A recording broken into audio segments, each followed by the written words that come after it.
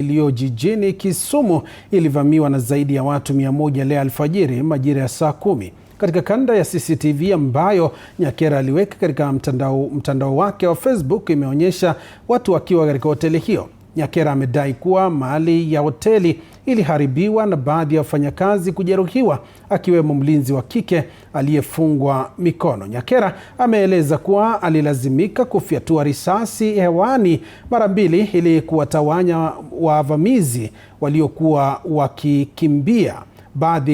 Baada ya tukio hilo, alitoa taarifa kwa anayesimamia kituo cha polisi katika eneo hilo akiomba msaada wa polisi, lakini hakupokea msaada wa haraka. Mwandishi wetu Faith Wangare anaarifu zaidi.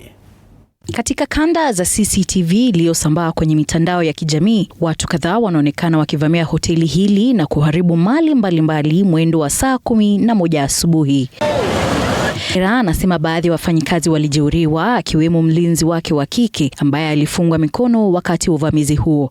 Nyakera alisema aliposikia vurugu katika hoteli hiyo aliwasiliana na polisi kuomba msaada, lakini anadai kutopokea msaada wa haraka kutoka kwa maafisa wa usalama. Hapo aliamua kutoka nje na kufyatua risasi 2 hewani ili kuwatawanya wavamizi waliokuwa wakikimbia. Kwenye mitandao ya kijamii, Nyakera pia amedai kuwa tukio hili linafuatilia migogoro ya awali kuhusu umiliki wa jengo hilo ambalo liko katika eneo la Lake Basin Development Authority. Wiki chache zilizopita, kundi jingine lilivamia eneo hilo na kuchukua bidhaa za hoteli, akimtaja katibu Raymond Omolo kama anayehusika na mashambulizi haya, suala nyeti likiwa umiliki wa jengo la serikali akiwa kwenye chama cha DCP.